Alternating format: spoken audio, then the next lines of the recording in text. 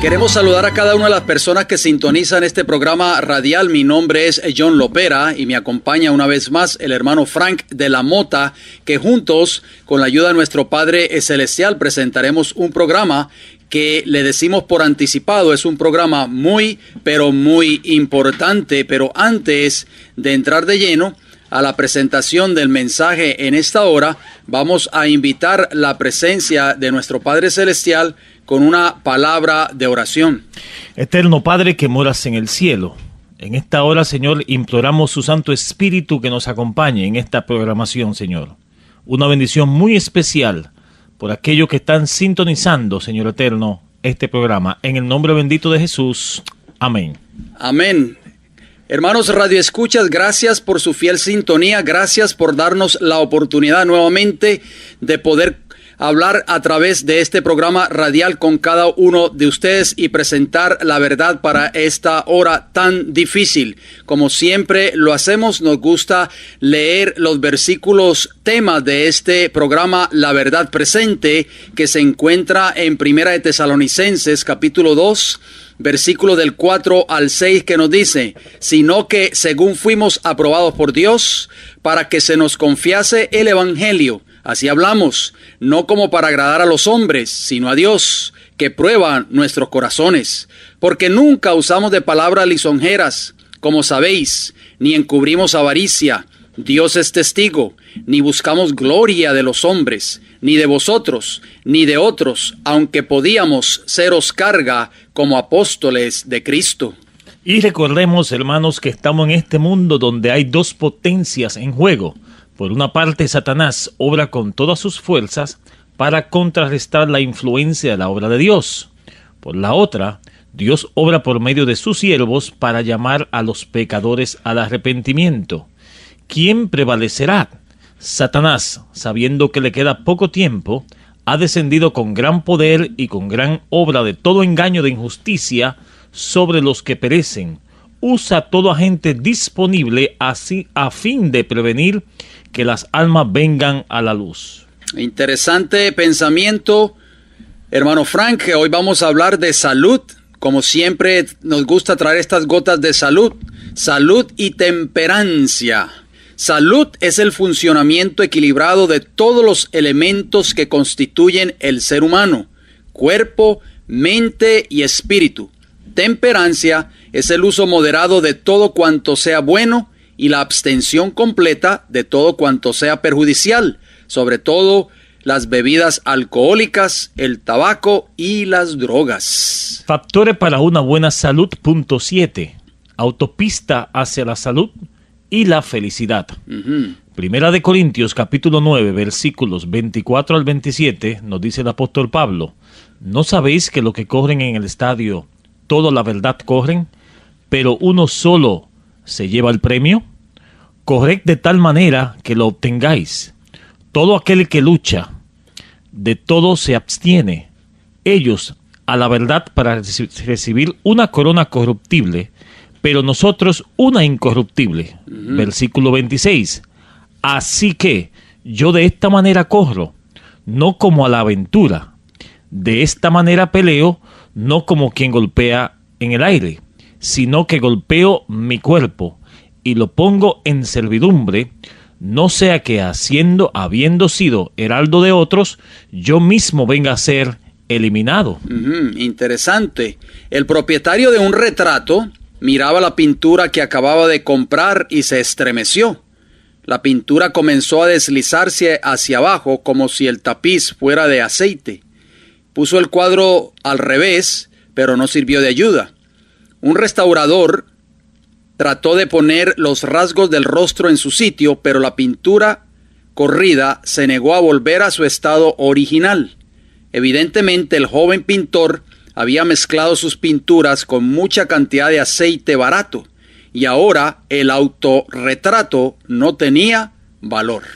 ¿Ha mirado usted a su autorretrato últimamente?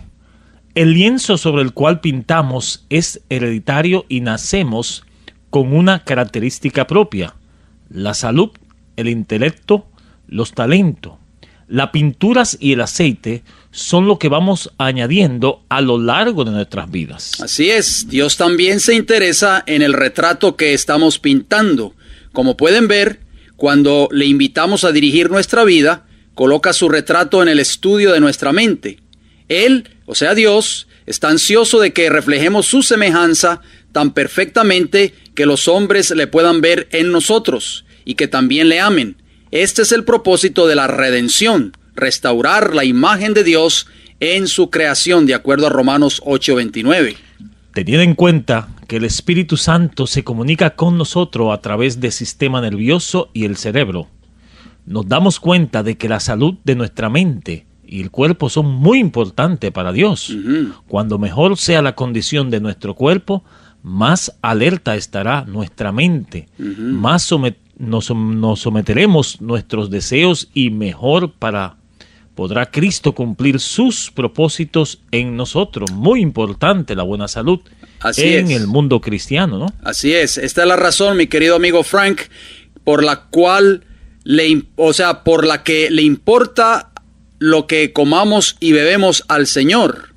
Vemos y oímos cómo trabajamos, cómo descansamos y cómo nos recreamos, así como lo que pensamos y decimos. Incluso nuestra apariencia es muy importante porque somos cartas leídas al mundo y de esa manera anunciamos a Cristo en nuestras vidas. Así que si parece cansado o necesita una receta para esa depresión o simplemente quiere estar seguro de que su conexión con el cielo no se obstruya, siga escuchando lo que vamos a traer a colación. Veamos el punto número 1, el hombre completo. ¿Cómo fue creado el hombre en el principio? Según Génesis capítulo 2 y versículo 7, nos dice: entonces Jehová formó al hombre del polvo de la tierra, y sopló en su nariz aliento de vida, y fue el hombre un ser viviente. Interesante. ¿Cómo se ve envuelto nuestro cuerpo en la adoración? Es muy importante que nosotros pensemos en esto. Lucas capítulo 10, versículo 27 dice: aquel respondiendo dijo: amarás al Señor tu Dios con todo tu corazón y con toda tu alma y con todas tus fuerzas, o sea, con tu cuerpo y con toda tu mente, y a tu prójimo como a ti mismo, hermano Fran. O sea que la adoración a Dios está incluida en todo nuestro ser prácticamente. Muchas personas no toman en cuenta esos principios bíblicos. ¿Qué son los cristianos para presentarse delante de Dios? Según Romanos capítulo 2 y versículo 1, nos dice: así que, hermanos, os ruego que por la misericordia de Dios, que presentéis vuestro cuerpo agradable a Dios, que es vuestro culto racional. Amén. En los tiempos del Antiguo Testamento, los corderos inocentes eran sacrificados como recordativo de que Jesús vendría y moriría por su pueblo. Esos sacrificios llegaron a su fin cuando Jesús murió. Pablo se refiere a esto para ilustrar las responsabilidades de aquellos que siguen a Cristo. Se nos pide llevar un sacrificio, no uno para ser matado en el altar, sino uno que vive, nuestros propios cuerpos. El cordero que era traído al santuario o al templo tenía que ser sin defecto, perfecto en todo aspecto. Eso era así porque Cristo, el Cordero de Dios, iba a ser sin mancha de pecado. Si Dios exigía entonces un sacrificio perfecto, ¿piensa usted que ahora, después de la cruz, va a requerir menos? ¿Qué pensaría él de un sacrificio que huele a humo de tabaco o de licor? Esto no significa que no podamos acudir a Jesús tal y como somos. Él nos limpiará por dentro y por fuera, porque esto es lo que sucede cuando Jesús toca una vida. Primera de Corintios capítulo 6, los versículos 19 al 20, nos dicen lo siguiente, porque hay una pregunta muy importante que debe estar surgiendo en nosotros: ¿a quién pertenece nuestro cuerpo y por qué? Estos versículos nos dicen lo siguiente: ¿o ignoráis que vuestro cuerpo es templo del Espíritu Santo, el cual está en vosotros, el cual tenéis de Dios, y que no sois vuestro? Porque habéis sido comprado por precio. Glorificad pues a Dios en vuestro cuerpo y en vuestro espíritu, los cuales son de Dios. Amén. Hermano Fran, la Biblia es clara. Muchas personas hoy dicen: yo puedo hacer con mi cuerpo lo que a mí me dé la gana. Pero la Biblia dice claramente en ese versículo de 1 Corintios 6:19 que nuestros cuerpos son de Dios y no son nuestros. ¿Qué pensamiento más imponente usted acaba de leer? Ser el templo de Dios o el lugar donde habita el Espíritu Santo. Solo con la fuerza de nuestra naturaleza caída nos es imposible vivir una vida aceptable para Dios. Simplemente no lo podemos hacer. Pero Jesús vino como hombre, semejante en todos los hombres, de acuerdo a Hebreos 2:17, y vivió una vida perfecta para que a través del Espíritu Santo Él pueda vivir esa vida perfecta otra vez en nosotros. Dice el libro de Colosenses, el capítulo 1 y el versículo 27, Cristo en nosotros, la esperanza de gloria. Bien, hermanos, hasta aquí lo que fue el segmento de salud.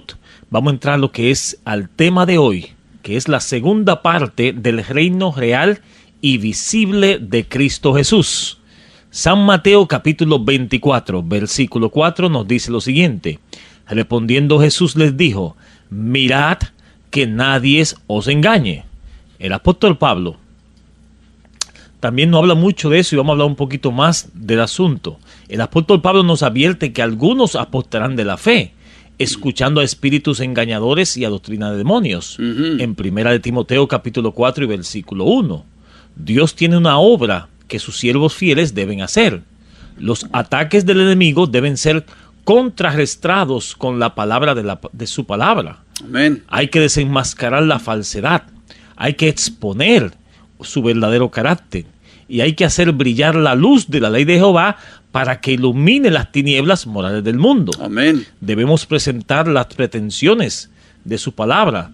No seremos considerados sin culpa si descuidamos este deber solemne, pero mientras nos levantamos para defender la verdad, no nos levantamos para defender el yo.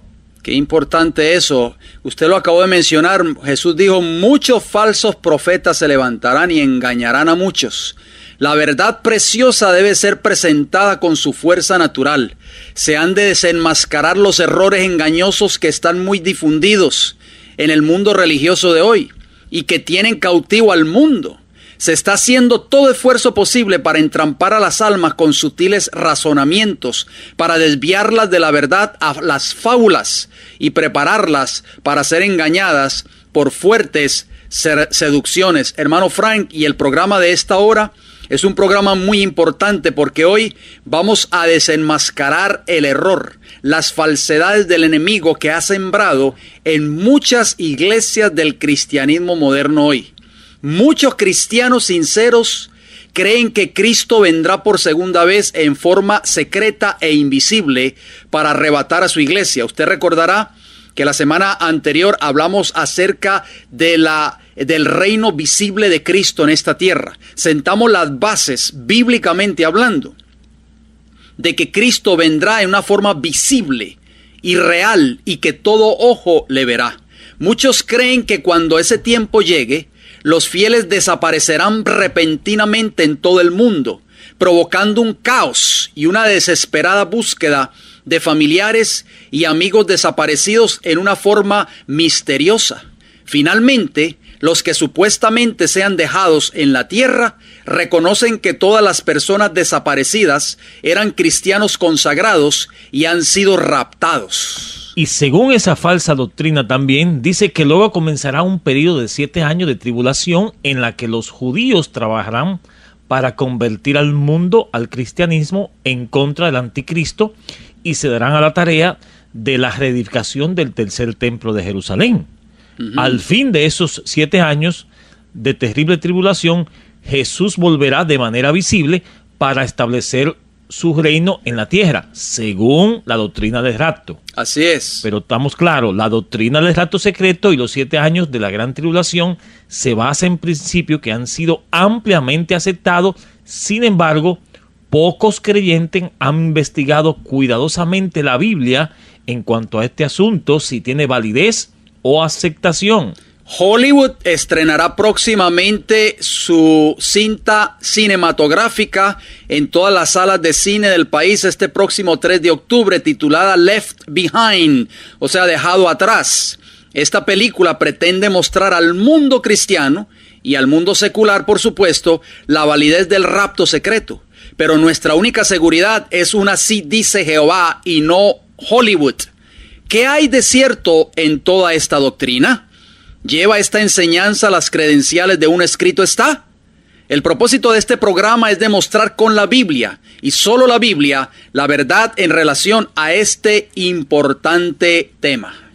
El tiempo de tribulación a la luz de la palabra de Dios. ¿Cómo podemos comparar este asunto? La tribulación de la iglesia viene antes de la segunda venida de Cristo. Recordamos, hermanos, que tomen nota de los versículos que vamos a estar dando. Primero viene la tribulación del pueblo fiel de Dios, luego viene Cristo en forma majestuosa y visible. Amén. ¿Qué nos dice San Mateo capítulo 24, versículo 21, 29 al 31?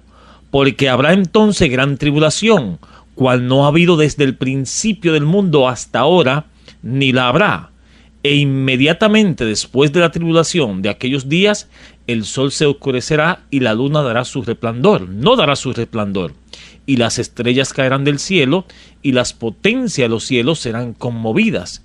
Entonces aparecerá la señal del Hijo del Hombre en el cielo, y entonces lamentarán todas las tribus de la tierra, y verán al Hijo del Hombre viniendo sobre las nubes del cielo, con poder y gran gloria. Y enviará a sus ángeles con gran voz de trompeta, y juntarán a los escogidos de los cuatro vientos, desde un extremo del cielo hasta el otro. Hermano Fran, la doctrina del rapto secreto y la gran tribulación enseña que el pueblo de Dios no va a pasar por la gran tribulación. Pero San Mateo capítulo 24, usted lo acabó de leer. Esperamos de que cada una de las personas que nos están sintonizando en esta hora, sinceramente estén anotando cada uno de estos textos bíblicos o tengan sus Biblias abiertas para que ustedes lean los textos con nosotros y ustedes puedan darse cuenta que lo que nosotros estamos leyendo es un así dice Jehová. La Biblia claramente dice que después de la tribulación de aquellos días, el sol se va a oscurecer, la luna no va a dar su resplandor, las estrellas van a caer. Entonces aparecerá la señal del Hijo del Hombre en el cielo, viniendo en las nubes del cielo con poder y gran gloria. Hermano Radio Escucha, la Biblia es clara. La Biblia no puede malinterpretarse. La Biblia dice claramente que viene primero la gran tribulación y después viene Cristo Jesús.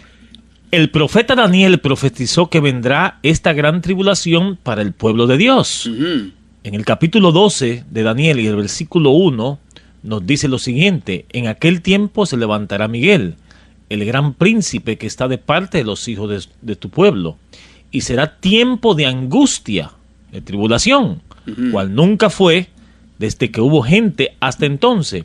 Pero en aquel tiempo será liberado tu pueblo, todos los que se hayan escrito en el libro. Si nosotros notamos estos textos que usted acaba, o este texto que usted acaba de leer en Daniel 12:1, hay dos verbos muy importantes allí que están en futuro. En aquel tiempo se levantará Miguel, Miguel es Cristo, y será, tiempo futuro, tiempo de angustia. Hay dos palabras claves hebreas allí en ese texto número 1 de Daniel 12, que es angustia y libertado. La palabra angustia, preste mucha atención porque este es un acontecimiento que está para el futuro. La palabra angustia en hebreo es sará, que significa aflicción, angustia, calamidad, venganza, conflicto o tribulación. Subrayen esa palabra, por favor, de acuerdo a la concordancia Strong's.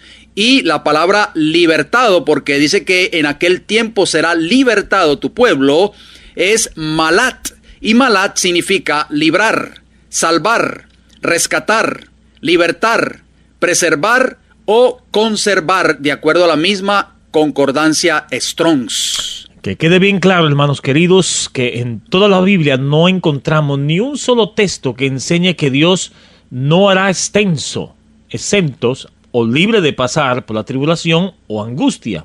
No hay un solo texto que enseñe que Jehová sacará, literalmente hablando, a los justos de esta tierra para que no pasen por tribulación. Al contrario, todos los hijos e hijas de Dios, fieles de Dios, desde el principio, desde la entrada del pecado a esta tierra hasta el fin del conflicto, han pasado y pasarán por las tribulaciones. Veamos lo que dice la Biblia con este asunto. No queremos ser negativo, pero es un escrito está.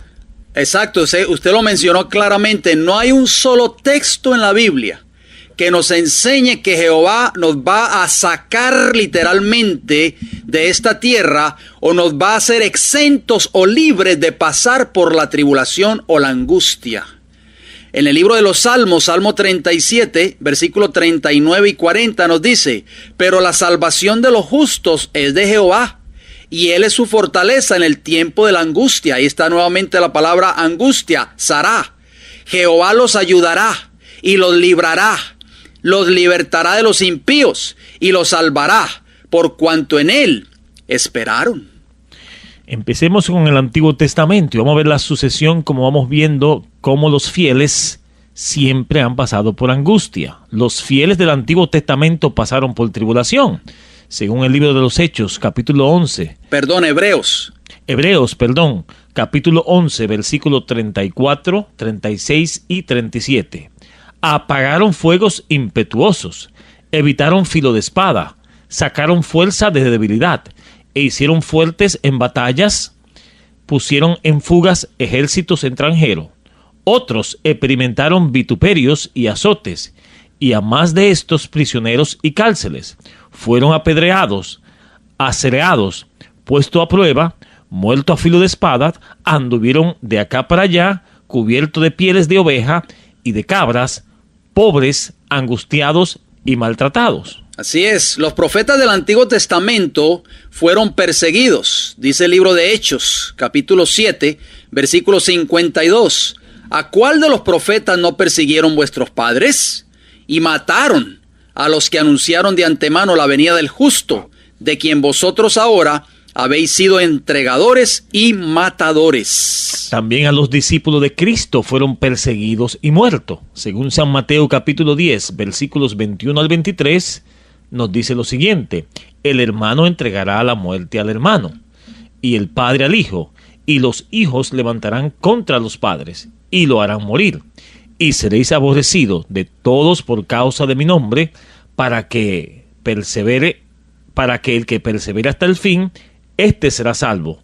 Cuando os persigan en esta ciudad, huid a la otra, porque de cierto os digo que no acabaréis de recorrer todas las ciudades de Israel antes que venga el Hijo del Hombre. Ahí está claramente, la Biblia es clara, hermano Frank, no podemos equivocarnos, así que estamos sentando las bases donde la palabra del Señor nos dice claramente de que el pueblo de Dios va a pasar por tribulación antes de que Cristo venga. Ahí dice claramente: no acabaréis de recorrer todas las ciudades de Israel, o sea, huyendo de aquellos que están en contra del pueblo de Dios antes de que venga el Hijo del Hombre. En el libro de Mateo, el capítulo 24, versículo 9, hablando de los discípulos de Cristo, dice: entonces os entregarán, tiempo futuro, a tribulación, ahí está, y os matarán, tiempo futuro, y seréis aborrecidos de todas las gentes por causa de mi nombre. La iglesia del Nuevo Testamento fue perseguida, según Hechos de los Apóstoles, capítulo 8 y versículo 1, y Saulo consentía en su muerte. En aquel día hubo gran persecución contra la iglesia que estaba en Jerusalén, y todos fueron esparcidos por la tierra de Judea y de Samaria, salvo los apóstoles. Muy interesante, la iglesia de los primeros siglos y de la Edad Media también fue perseguida. Dice el libro de Apocalipsis, el capítulo 6, versículo del 9 al 11. Cuando abrió el quinto sello, vi bajo el altar las almas de los que habían sido muertos por causa de la palabra de Dios y por el testimonio que tenían. Dice claramente que habían sido, ¿qué? Muertos. Y clamaban a gran voz diciendo: ¿hasta cuándo, Señor, santo y verdadero, no juzgas y vengas nuestra sangre en los que moran en la tierra? Y se les dieron vestiduras blancas, y se les dijo que descansasen todavía un poco de tiempo, hasta que se completara el número de sus consiervos y sus hermanos, que también habían de ser muertos como ellos. En el libro de Apocalipsis capítulo 12, los versículos 14 y 16, nos dice: y se le dieron a la mujer. Acuérdense que la mujer significa iglesia, las dos alas de la gran águila, para que volase de delante de la serpiente al desierto, a su lugar, donde es sustentada por un tiempo y la mitad de un tiempo. Y la serpiente arrojó de su boca tras la mujer agua como un río, para que fuese arrastrada por el río. Pero la tierra ayudó a la mujer, pues la tierra abrió su boca y tragó el río que el dragón había echado de su boca. Muy importante, estos versículos son proféticos, lo vamos a explicar en otra oportunidad. La mujer, como usted mencionó, hermano Frank, en profecía bíblica simboliza a la iglesia, y la serpiente obviamente es Satanás, de acuerdo a Apocalipsis 12, 7 al 9, la serpiente antigua que se llama Diablo y Satanás. Por un periodo de 1260 años, esta iglesia, a través de un poder en esta tierra usado por Satanás, persiguió a esta iglesia, y la mujer fue perseguida por el dragón. Pero dice que la tierra abrió la boca y ayudó a la mujer que estaba siendo perseguida por el dragón. Amén. ¿Qué tierra, qué continente, qué país ayudó a esa mujer cuando estaba siendo perseguida por el dragón? Ustedes lo saben, nosotros lo sabemos. Solo un país que se llamó Norteamérica, que le abrió los brazos a estos peregrinos que estaban siendo perseguidos en Europa por un poder que el Señor les dijo que iba a perseguir a la iglesia, un poder que Satanás levantó en esta tierra. Vamos a hablar más a fondo de esa profecía bíblica extraordinaria en programas futuros. La iglesia en el tiempo del fin, o sea, nuestro tiempo, pasará por la tribulación y muchos fieles morirán por causa de la verdad. Apocalipsis capítulo 2 y versículo 7 dice: y el dragón se llenó de ira contra la mujer y se fue a hacer guerra contra el resto de la descendencia de ella, los que guardan los mandamientos de Dios y tienen el testimonio de Jesucristo. Apocalipsis 12, 17, muy importante. En Apocalipsis capítulo 7, noten bien, mis queridos amigos radioescuchas, esto es muy importante que ustedes escuchen cada uno de estos textos. Apocalipsis 7, versículos 9 y 10 y 13 y 14 nos dicen lo siguiente: después de esto miré, o sea Juan, y he aquí una gran multitud, vio Juan, la cual nadie podía contar, de todas naciones y tribus y pueblos y lenguas, que estaban delante del trono en la presencia del Cordero, vestidos de ropas blancas y con palmas en las manos, y clamaban a gran voz diciendo: la salvación pertenece a nuestro Dios que está sentado en el trono y al Cordero. Entonces uno de los ancianos habló diciéndome: estos que están vestidos de ropas blancas, ¿quiénes son y de dónde han venido? Yo le dije: Señor, tú lo sabes. Escuchen bien. Y él me dijo: estos son los que han salido de la gran tribulación y han lavado sus ropas y las han emblanquecido en la sangre del Cordero. Hermano Fran, entonces, ¿cómo pretender enseñar de que el pueblo de Dios, el verdadero pueblo de Dios, no va a pasar por la gran tribulación, cuando estos textos claramente nos están diciendo que Juan vio a esa multitud vestida de ropas blancas y con palmas en las manos, que son los redimidos en el tiempo del fin, que van a pasar por la gran tribulación y van a ser vencedores? En el libro de Apocalipsis capítulo 14 podemos ver el mensaje del tercer ángel, que será una advertencia para el tiempo del fin. Es el mensaje que va a desenmascarar las artimañas de Satanás, precisamente para no caer en las falsas doctrinas. Capítulo 14 de Apocalipsis, los versículos 9 y 10, nos dicen: y el tercer ángel le siguió diciendo en gran voz: si alguno adora a la bestia y a su imagen, y recibe la marca en su frente o en su mano, él también beberá del vino de la ira de Dios, que ha sido vaciado puro en el cáliz de su ira, y será atormentado con fuego y azufre delante de los santos ángeles y del Cordero. Yo espero que las personas que nos están escuchando en esta hora puedan leer estos textos una y otra vez en sus respectivas Biblias. ¿Por qué? Porque el mensaje del tercer ángel es la última advertencia para el tiempo del fin. Este mensaje desenmascara, como usted lo mencionó, las artimañas de Satanás. Este mensaje del tercer ángel es una advertencia que se da a los moradores de la tierra para prevenirlos del castigo que caerá sobre aquellos que adoren a la bestia, a su imagen y a los que reciban su marca. Preguntamos, si esta advertencia no va dirigida a la iglesia de Cristo, ya que todos los que enseñan la doctrina del rapto dicen que ella estará en el cielo cuando ese tiempo llegue, entonces, hermano Frank, ¿qué valor tiene dar esta advertencia al mundo? ya que los desobedientes de todas maneras la van a rechazar, ya que ellos nunca aceptarán este mensaje y estarán destinados a recibir las 7 postreras plagas.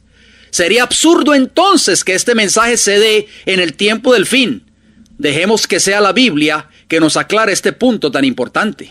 El libro de Apocalipsis, capítulos 15, versículo 2, nos dice: vi también como un mar de vidrio mezclado con fuego, y a los que habían alcanzado la victoria sobre la bestia y su imagen, y su marca y el número de su nombre, en pie sobre el mar de vidrio, con las arpas de Dios. Preguntamos, hermano Fran, ¿quiénes son estas personas entonces? ¿De dónde han salido? Claro. Si la iglesia no va a pasar por el tiempo de prueba que habla Apocalipsis 14, versículos 9 y 10, ¿por qué dice Juan que vio sobre el mar de vidrio a los que habían alcanzado la victoria sobre la bestia, sobre su imagen y sobre su marca? Claro. ¿Y sobre el número de su nombre?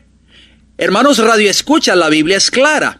La Biblia dice que va a haber un grupo de personas fieles en el tiempo del fin, que van a pasar por esa prueba terrible. Por eso es que el mensaje del tercer ángel es el último llamado de misericordia a esta tierra. En el libro de Apocalipsis, el capítulo 20 y el versículo 4, Juan ve a otro grupo. Noten cómo dice: y vi tronos, y se sentaron sobre ellos los que recibieron facultad de juzgar. Y vi las almas de los decapitados por causa del testimonio de Jesús y por la palabra de Dios, los que no habían adorado a la bestia ni a su imagen, y que no recibieron la marca en sus frentes ni en sus manos, y vivieron y reinaron con Cristo 1000 años. Hermano Fran, va a haber un grupo de personas en el tiempo del fin que por no querer adorar a la bestia, ni adorar a la imagen de la bestia, ni recibir su marca, o sea, la marca de la bestia, van a perder sus vidas. Tribulación. Exactamente, esto es tribulación. El pueblo fiel de Dios, dice la Biblia claramente, que va a pasar por ese tiempo de tribulación y de prueba en el tiempo del fin. Por otro lado, Apocalipsis capítulo 16, versículo 1 y 2 nos dice: y oí una gran voz que decía desde el templo a los 7 ángeles: id y derramad sobre la tierra las 7 copas de la ira de Dios. Fue el primero y derramó su copa sobre la tierra, y vino una úlcera maligna, pestilente sobre los hombres que tenían las marcas de la bestia y que adoraban su imagen. Interesante. Hermano Fran, esos versículos que usted acabó de leer son muy claves. Aquí están cambiando los papeles ya. Exactamente. Apocalipsis 16, 1 y 2 nos dice que los que se negaron a obedecer a Dios recibirán la marca de la bestia y como consecuencia las 7 postreras plagas, que es la ira de Dios en el tiempo del fin. Si los impíos van a rechazar ese mensaje de todas maneras, ¿qué beneficio tendría entonces darlo? Esa es la pregunta que nosotros insistimos en hacer. Piensen, por favor, ¿qué valor tendría dar el mensaje del tercer ángel si los impíos como quiera, estamos leyendo en Apocalipsis 16, 1 y 2, lo van a rechazar? ¿Quién lo va a recibir siendo que la iglesia de Cristo estará ya en el cielo según la doctrina del rapto secreto entonces? El mensaje del tercer ángel se dará antes de que regrese Cristo a la tierra.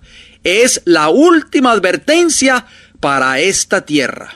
Entonces, el origen de la doctrina de la gran tribulación y el rapto secreto, ¿de dónde provino?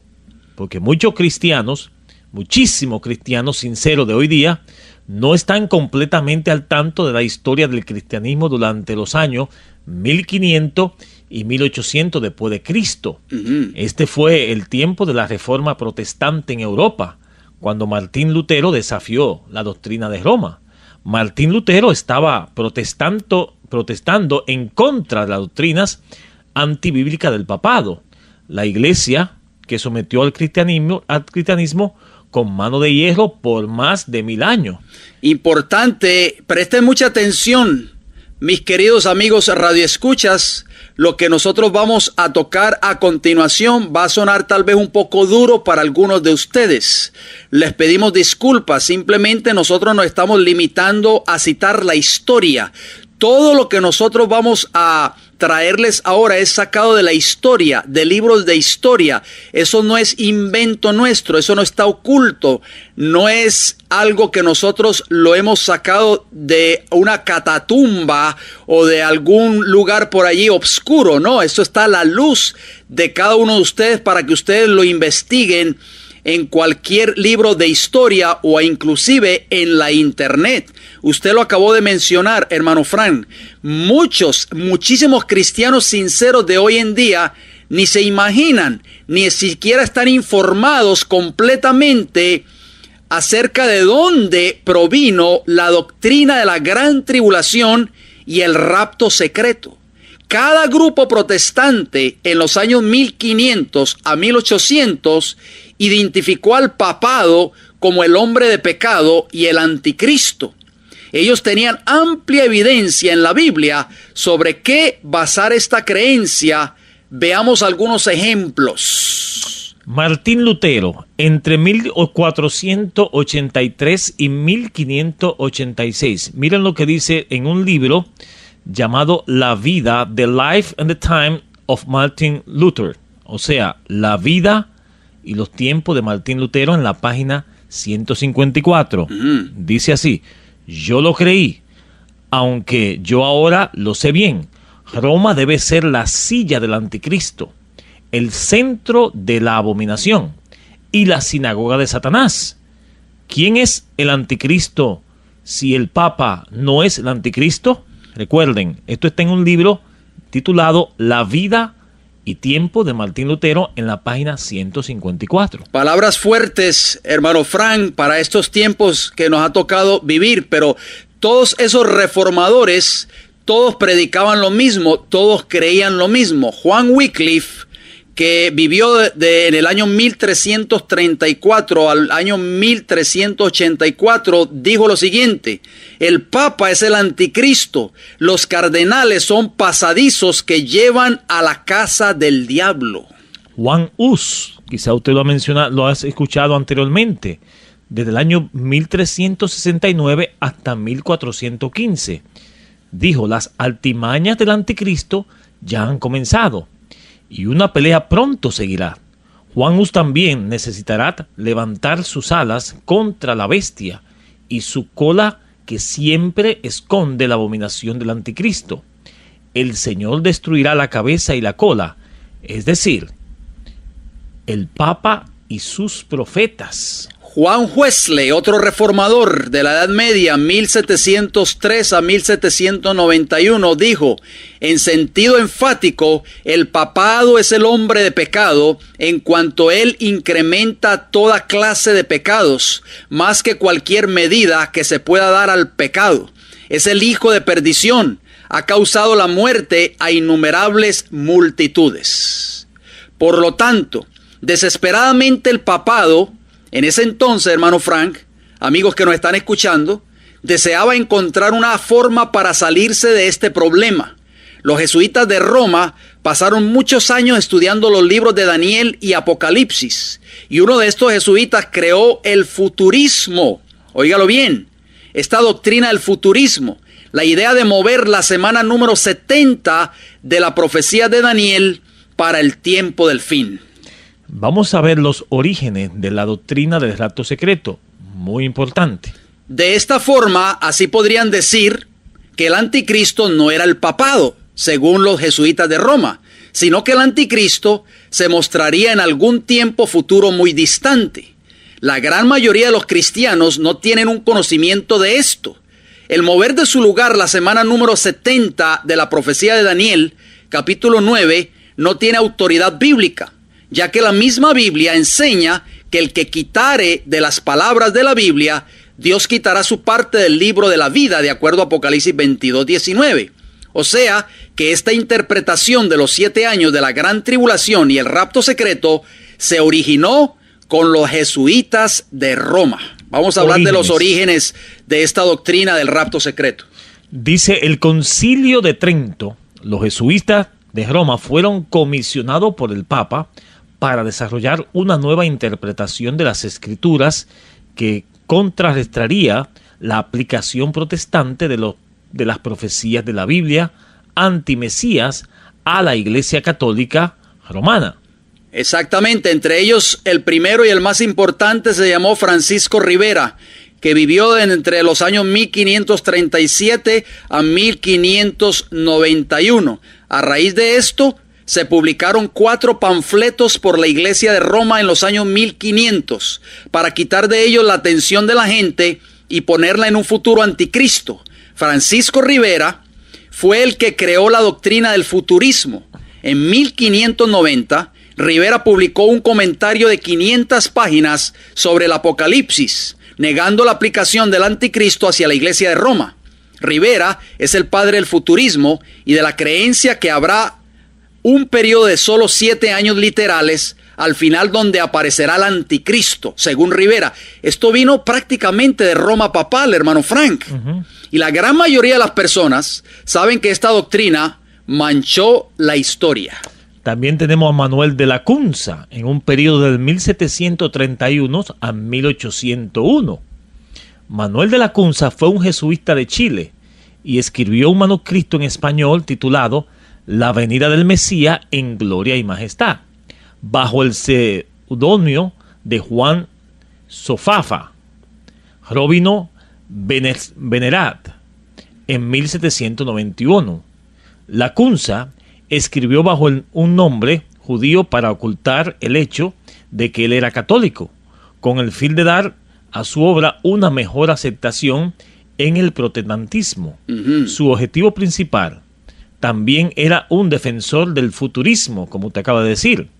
Lacunza deliberadamente trató de aliviar la presión sobre el papado, al proponer que el anticristo estaba todavía lejos en un futuro.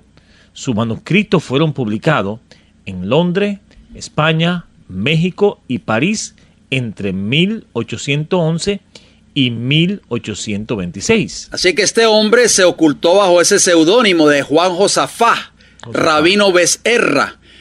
Muy interesante. ¿Para qué? Para que sus escritos, su libro, La venida del Mesías en gloria y majestad, tuviera aceptación en el mundo. Y fíjense, mis queridos amigos radioescuchas, que también este hombre, a través de sus escritos de este libro, que fue difundido en varios países, como usted lo acabó de mencionar, en Londres, en España, en México y en París, ahí estaba impregnada la doctrina del futurismo enseñada por Rivera. Muy importante. Vamos a hablar acerca de los avances dentro del protestantismo, cómo se fue infiltrando esta falsa interpretación bíblica del futurismo dentro del protestantismo. Durante casi 300 años, después del Concilio de Trento, el futurismo jesuita se mantuvo en gran parte dentro de la esfera de la religión católica. Pero el plan de los jesuitas fue que estos principios teológicos fuesen adoptados por los protestantes también, óiganlo bien. Este proceso de adopción en realidad comenzó a principios de 1800 en Inglaterra y desde allí se extendió a Norteamérica. La historia de cómo sucedió esto es a la vez fascinante y trágica. Nunca el futurismo de Rivera representaba una amenaza positiva para los protestantes durante 3 siglos. Se limitaba prácticamente a la Iglesia de Roma, pero a principios del siglo XIX brotaron con vehemencia y se aferró a los protestantes de la Iglesia oficial de Inglaterra. Tenemos el doctor Samuel Hrophe Maitland. En un periodo de 1792 hasta 1886, abogado y estudioso de la Biblia, se convirtió en bibliotecario y del arzobispo de Canterbury. Es muy probable que un día descubriera el comentario de Rivera en la biblioteca. En cualquier caso, en 1826 publicó un libro ampliamente leído atacando la Reforma y dio su apoyo a Rivera en la idea de un futuro de un solo hombre anticristo. Durante los siguientes 10 años continuó su retórica antirreforma. Como resultado de su celo y fuerte ataque contra la reforma en Inglaterra, el protestantismo de esa misma nación que produjo la Biblia King James en 1611, recibió un golpe demoledor. Increíble. Hermano Frank, un hombre que se llamó Edward Irving, que vivió entre los años 1792 a 1834. Irving fue un presbiteriano escocés y precursor de los movimientos pentecostales y carismáticos. Tradujo la obra de Lacunza del español al inglés en un libro titulado La venida del Mesías en gloria y majestad, con un discurso preliminar, publicado en Londres en 1827 por L.B. Seeley y Sons, que incluía un propio prefacio largo de Irving. Irving se convirtió en uno de los predicadores más elocuentes de su tiempo y una figura destacada de la Iglesia Católica Apostólica de Inglaterra. En 1828, sus reuniones al aire libre en Escocia atrajeron a una multitud de 10,000 personas. Su iglesia en Londres sentaba 1 millar de personas y que se llenaba semana tras semana con el pueblo extraído de los círculos más brillantes e influyentes de la sociedad. Irving descubrió el libro de Lacunza y estaba profundamente conmovido por él. En este momento Irving escuchó lo que él cree que es una voz del cielo que le ordenaba predicar el rapto secreto de los santos. Irving comenzó a celebrar conferencias bíblicas en toda Escocia, haciendo hincapié en la venida del Mesías para arrebatar a su iglesia. Sobre este mismo tiempo se inició la emergencia de un nuevo movimiento que llegó a ser conocido como los Hermanos de Plymouth. Queridos oyentes, estamos dando lo que es la historia y el origen del rapto secreto. John Nelson Darby, en 1800 al 1882, y el dispensacionalismo. Irving y Darby eran contemporáneos, aunque asociados a diferentes movimientos espirituales. Otra serie de reuniones estaban en curso en ese momento. Darby fue clérigo de una iglesia en Irlanda y después con los hermanos de Plymouth, y también promovió el futurismo en un rapto secreto. Interesante, muy importante, hermano Fran. El biógrafo de Darby se refieren a él como el padre del dispensacionalismo y a la joya de la corona en el reino del dispensacionalismo es, por supuesto, el rapto secreto. Exactamente, o sea que este hombre, como usted lo acaba de mencionar, este hombre John Nelson Darby fue el que introdujo la doctrina del dispensacionalismo, y es prácticamente, como usted lo acaba de mencionar, la corona de este dispensacionalismo es prácticamente el rapto secreto. Darby, como usted lo acaba de mencionar, llamado el padre del dispensacionalismo, fue el responsable, óiganlo bien, de la amplia difusión de los principios de la nueva doctrina pretribulacionaria alrededor de 1830 a través de su ministerio en el movimiento de los hermanos de Plymouth. La doctrina pronto se extendió a Norteamérica y fue ampliamente popularizada por la Biblia de referencia Scofield. Yo espero que las personas que nos están escuchando sepan lo que eso significa, esa Biblia. La enseñanza del rapto secreto fue introducida en los Estados Unidos y Canadá en la década de 1860 y 1870, aunque hay algunos indicios de que pudo haber sido enseñada ya en la década de 1840. Darby visitó a los Estados Unidos en 6 ocasiones. La nueva enseñanza se estaba extendiendo. Un predicador congregacionalista con el nombre de C.E. Scofield estuvo bajo la influencia de Darby y los hermanos de Plymouth. El futurismo en América, por Cyril Scofield y Ingersoll, en 1843 hasta 1921. Una de las figuras más importantes de todo este drama era Cyril Scofield Ingersoll, abogado de Kansas, que fue fuertemente influenciado por los escritos de Darby. En 1909, Scofield publicó la primera edición de su famosa Biblia de referencia Scofield. Que por cierto, hermano Fran, todavía esta Biblia las personas la pueden conseguir en las librerías. Continúe. Y en el 1900, esta Biblia se hizo tan popular en las escuelas bíblicas protestantes de Norteamérica que era necesario imprimir literalmente millones de copias. Sin embargo, en las notas a pie, o sea, contemporáneos, en los comentarios muy respetados de la misma Biblia, Scofield inyectó grandes dosis de líquido del futurismo, que también se encuentra en los escritos de Darby, Todd, Maitland, Bellarmino y Rivera.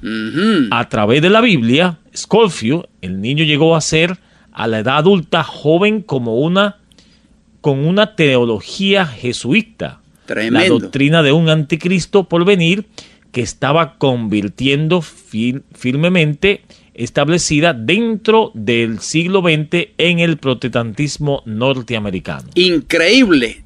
El famoso Moody Bible Institute, muy conocido a nivel nacional e internacional, y el Seminario Teológico de Dallas han apoyado firmemente las enseñanzas de John Nelson Darby, y esto ha continuado impulsando el crecimiento del futurismo. Luego, en la década de 1970, el pastor Hal Lindsey, un graduado del Seminario Teológico de Dallas, publicó su libro Éxito de taquilla, The Late Great Planet Earth, o sea, el tardío gran planeta Tierra. Este de 177 páginas, un volumen fácil de leer, llevó el futurismo a las masas de la cristiandad norteamericana y más allá. El New York Times lo calificó el número 1 de los más vendidos de la década. Más de 30 millones de copias se han vendido y ha sido traducido a más de 30 idiomas. A través de Late Great Planet Earth, el futurismo jesuita tomó una fuerte influencia sobre el mundo cristiano protestante de Norteamérica. Hermano Frank, qué triste, que es por eso que la gran mayoría de las iglesias protestantes hoy en Norteamérica, iglesias evangélicas, pentecostales, en fin, están creyendo en esta falsa doctrina del rapto secreto, de la gran tribulación y del futurismo. Tenemos a William Engineer Blackstone. Desde 1841 a 1935, evangelista norteamericano y sonista cristiano. Blackstone fue influenciado por Dwight Luckman Moody y John Nelson Darby. En sus escritos y predicaciones, su tema era el retorno preliminar de Cristo y el rapto secreto.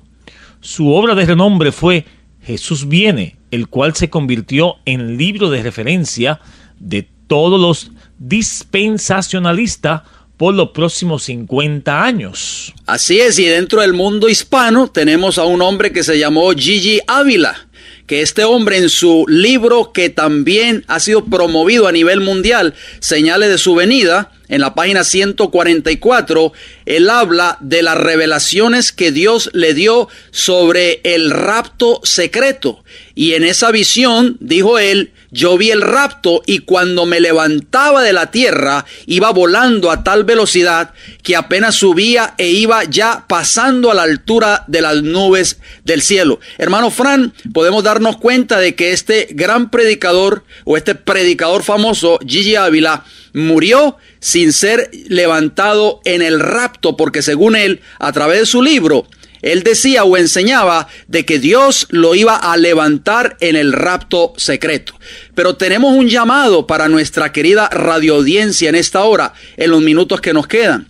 En el libro de Apocalipsis, el capítulo 18, versículo del 1 hasta el 4 nos dice: después de esto, vi a otro ángel descender del cielo con gran poder, y la tierra fue alumbrada con su gloria. Amén. Y clamó con voz potente diciendo: ha caído la gran Babilonia, y se ha hecho habitación de demonios, y guarida de todo espíritu inmundo, y albergue de toda ave inmunda y aborrecible, porque todas las naciones han bebido del vino del furor de su fornicación, y los reyes de la tierra han fornicado con ella, y los mercaderes de la tierra se han enriquecido de la potencia de sus deleites. Hermano Fran, la gran mayoría del mundo cristiano hoy está bebiendo del vino de Babilonia, de esta falsa doctrina. Y oí otra voz del cielo que decía: salid de ella, pueblo mío, para que no seáis partícipe de sus pecados, ni recibáis parte de sus plagas. Hermano Fran, el tiempo lamentablemente se nos ha ido de las manos, pero estamos haciendo un llamado a las personas sinceras